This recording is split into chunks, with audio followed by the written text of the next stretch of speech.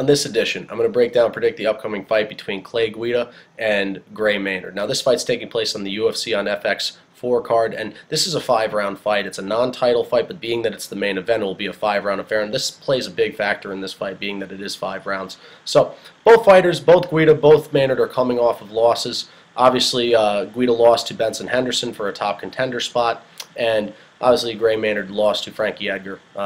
Obviously for a shot at the belt, but he did lose that fight at UFC 136. So both fighters are coming off of losses, and both guys are wrestlers, and I don't want to say 100% identical fighters, but they're very similar fighters. So it'll be interesting to see how this one pans out. It could either be a very exciting fight, stand-up duel, or it could be a very boring wrestling match. So it'll be interesting to see how this one does pan out. So I'm going to do in this video, I'm just going to break down both fighters. I'm going to do my predictions. So I'll start with Clay the Carpenter Guida. So Clay Guida is obviously training at Jackson's, Greg Jackson, great coach, and Clay Guida has been a very exciting fighter in his respected division for quite some time. You always know what to get. He's obviously a fan-favorite fighter, and you know what to get from Clay Guida every time. He brings the fight to his opponent. He presses the pace. He tries to knock his opponents out. He tries to finish fights, and that's what people love Clay Guida for. He's a very exciting fighter to watch. So in regards to his stand-up, Clay Guida used to be a very stiff stand-up fighter. But recently, Clay Guida has really been moving a lot more in the pocket, popping in and out of the pocket, giving multiple looks, using his footwork, and what really allows him to do so is his cardio. And Clay isn't the fastest fighter, but he does have pretty good knockout power. He does have 4 knockouts on his resume. He could do it either ground and pound or standing up. But Clay likes to turn fights into brawls, and what it allows him to do is not only his cardio, his very good footwork, but it's the pace that he pushes. Is that he does have a very good chin. Clay's never been knocked out before, and it's the pace that he presses, though. He's constantly in his opponent's face. He's constantly working, He doesn't give you any time to rest, whether it's stand-up or it's on the ground.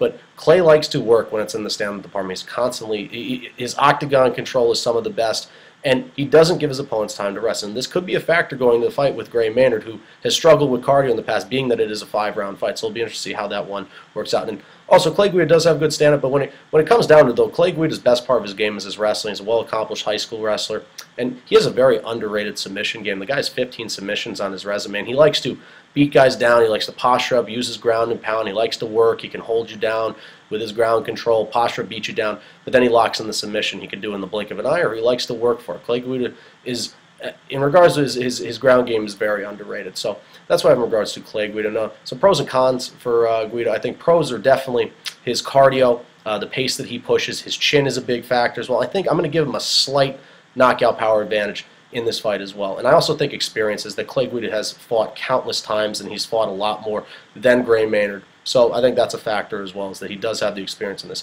Cons for Clay Guida, and there's very few, is that Clay is a tough fighter, and he loses a lot of his fights by decision. He's lost, but the thing is, he's also lost quite a few fights by submission. It'll be interesting to see how his grappling and submission game matches up against Gray Maynard, who's been training in Brazil, or trained in Brazil for a little bit. He is a blue belt in Brazilian Jiu-Jitsu now, so I think that's a con. Also, I mean, if he does turn this into a brawl, I think if Maynard turns this into a technical striking match, or tries to, I think it'll be interesting to see as well. But there's very few cons for Clay Guida because he is a very good fighter. So where I see him being successful in this fight, I think Clay could be successful anywhere. Whether it's standing up, he could most definitely catch Gray Maynard and finish him TKO, knockout, or he could get this fight to the ground, and if he can get it to the ground and try and test Maynard's grappling ability and maybe win this fight by submission. He could win. He could be successful anywhere in this fight because he is a pretty balanced mixed martial artist. So that's why for Clay Guida. Gray Maynard's coming off of obviously a top contender fight, 2 title fights with Frankie Edgar, a draw at the first one. He lost the second one. But Gray Maynard is obviously not as experienced as Clay Guida is, but he has changed his training camp, obviously moving from Extreme Couture to American Kickboxing Academy, and AKA does wonders for some fighters stand-up, and I think this is a good move for Gray Maynard, and I think we're going to see, I don't want to say a completely different Gray Maynard, but Gray's been very stiff in his stand-up in the past. The guy he's got a good jab, he's got great uppercuts, he uses his footwork very well, but he's not an explosive Gray, but he has really, he hits people with bad intentions, and that's the thing, is that he throws these bombs, but he only has 2 knockouts on his resume. But Gray is he's a skilled stand-up striker. He continues to evolve, but I think AKA will do good things for him, whether it's incorporating footwork, throwing in some more leg kicks, being a little bit more loose with his stand-up. I think it's something we're going to have to play. We're going to have to play it by ear. and see how Gray comes out. But I think we're going to see a better Gray Maynard in the stand-up department.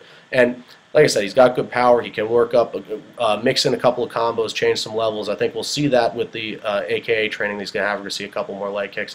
And also, Gray Maynard's a very well-accomplished wrestler. Obviously, wrestled at Michigan State, and he's one of the more accomplished wrestlers coming out of Michigan State, and he's good in the clinch. He likes to throw down strikes, and he's a blue belt in Brazilian Jiu-Jitsu now. He was training in Brazil for some time following his fight with Frankie Edgar, and it'll be interesting to see how his submission game matches up with Clay Guida between his wrestling and his Brazilian Jiu-Jitsu.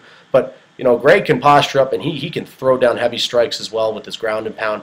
And he could very well try submission on Clay Guida, but it's a fact if he can get Clay Guida down to the ground, or if Clay Guida could get Gray Maynard down to the ground. So pros and cons for Gray Maynard. I think pros are definitely, he does have good knockout power, but I'm not going to say he has the knockout power in this fight. He does have a very slight reach advantage in this fight.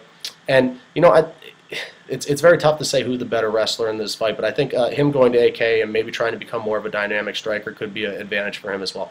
Cons for Gray Maynard is he does not have the better chin in this fight. He has been finished by Frankie Edgar.